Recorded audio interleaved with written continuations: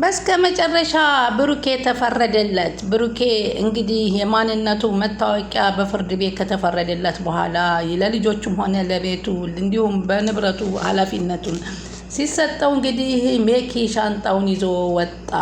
የቋጡን አውርድ ብላ ብብቷን ጣለች። ሆኖ ሜኪ በአሁኑ ሰዓት እየተበሳጨና እየተናደደ ይገኛል። ከራሱም አልፎ እህቱን አሳልፎ አሳግቶና አስደፍሮ እያሰቃያት ይገኛል። እሷም ወንድሟ ማንነቱን ባላወቀችው መሰረት በዛ ችግር ውስጥ ነው በወጥመዱ እንድትገባ አድርጓታል።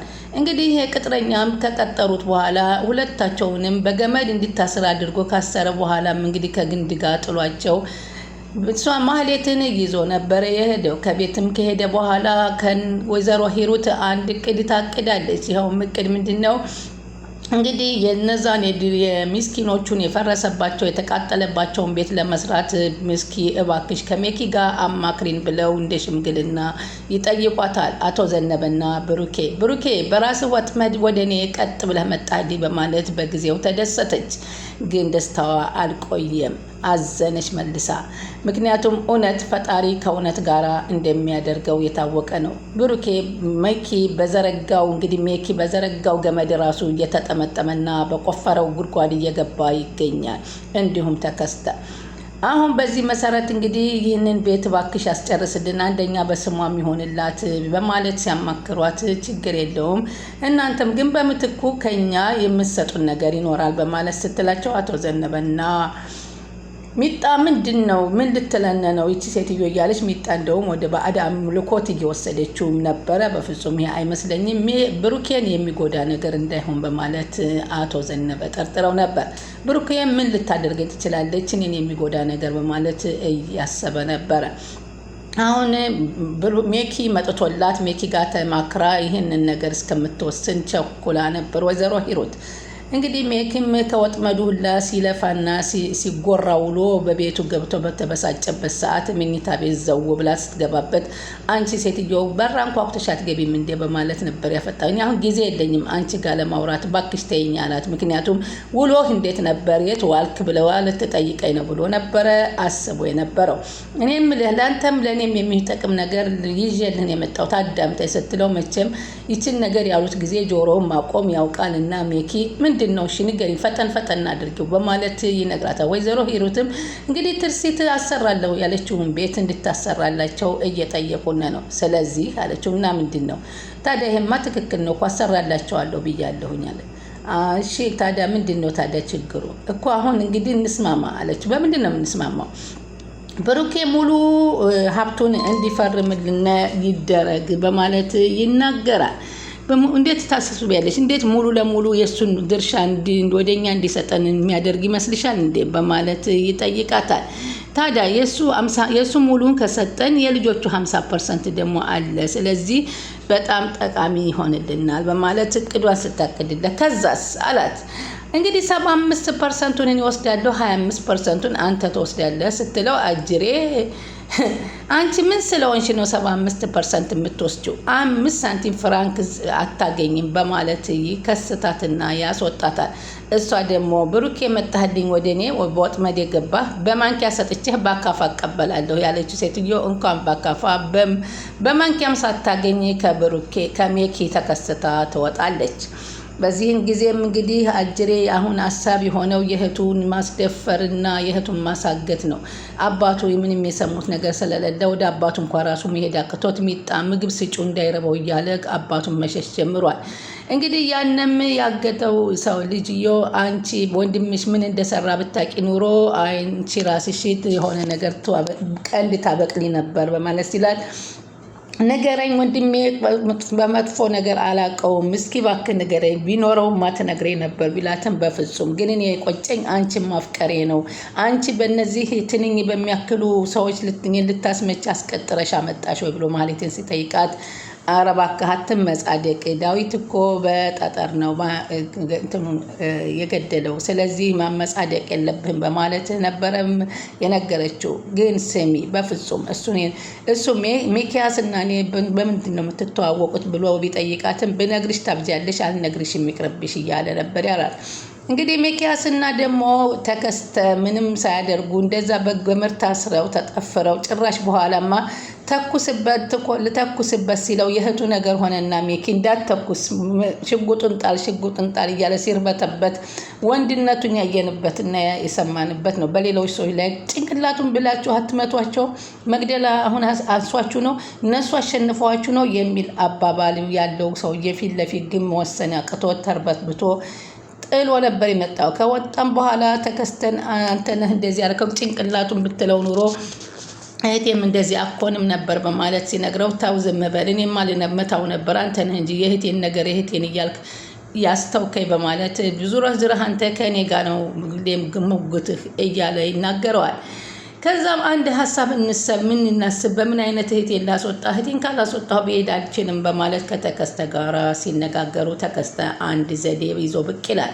ሰላም ወደ ቻናሌ ተከታታዮች ሰላማችሁ በያላችሁበት ይብዛ። ለቻናላችን አዲስ የሆናችሁ ሰብስክራይብ፣ ላይክ፣ ሼር አድርጉ። የምታደርጉን ነባሮቹም ከልብ ነው የምናመሰግናችሁ። ውድ ሀገሬ ልጆች ሰላማችሁ በያላችሁበት ይብዛ። ከያ ቀጣይ ፓርቲ ዘመተናል። በዚህ ፓርቲ እንግዲህ ብሩኬን የበታች ሜኪ የበላይ ሆኖ ብሩኬን አንተ ለልጆቹ አይመለከትህም፣ ልጆቹን ይዤ ማስተዳድረው እኔ ነኝ፣ ካሁን በኋላ አንተ እኔ እንደ አባታቸው ሁኚ አንተ አይመለከትም በማለት ከፍና ዝቅ ሲናገረው እንዴት ነው አይመለከተኝም የምትል ልጆች እኮ የራሴ ናቸው ብሎ ቢጠይቀውም ልጆችን አልፈልጋቸውም ብለህ ልምድ እያለ ከልጆቹ ፊት ሲቀባጥር ወይዘሮ ሄሩት ደግሞ ከልጆቹ ፊት እንደዚህ አይነት ነገር አታውራ፣ እኔ በፍጹም ልጆቼን ማንም እንዲያሳድግልኝ አልፈልግም፣ ልጆቼን ማንም እንዲናገርባኝም አልፈልግም፣ እኔ ራሴ ነኝ የሚይዛቸውም ለማለት እሱም ይናገራል። ወይዘሮ ሄሩትም እኔ አያትየዋ ተቀምጬ ማን ነው የሚይዛቸው እያለ ስትል ፍርዱ ለብሩኬ እንደሚሆን የተረጋገጠ ነበረ።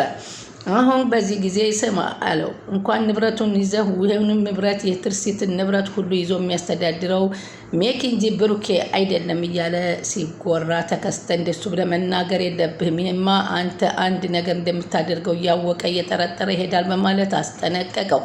አይደለም ሙሉውን በማንኪያ እንኳ አታገኝም፣ የማንኪያ ፍርካሽም አታገኝም ብሩኬ በማለት ሲናገረው ብሩኬ ስሜታዊ ሆኖ ከዚህ በኋላ ሜኪን መግደል አለብኝ ብሎ ሲል አቶ ዘነበ ተው እንጂ እንደዚህ ብለህ ማሰብ የለብህም፣ እንደ እየተፈታተነኝ እኮ ነው፣ ቢሆንም ለሸይጣን ቦታ አትስጠው፣ አንተ ምን ጊዜም ለልጆችህ መኖር አለብህ፣ ልጆችህ የሚፈልጉት አንተን እንጂ እሱን እንደማይፈልጉት ብዙ ጊዜ ደጋግመው ለእኔም ነግረውኛል በማለት አቶ ዘነበ ይነግሩታል። እሱ ግን ስሜታዊ ሆኖ እኔ በእጄ ሲጠነው ማድረገው እያለ እየተናገረ ሳለ አቶ ዘነበ ግን ማድረግ እንደሌለበት እያስጠነቀቁት ይገኛሉ።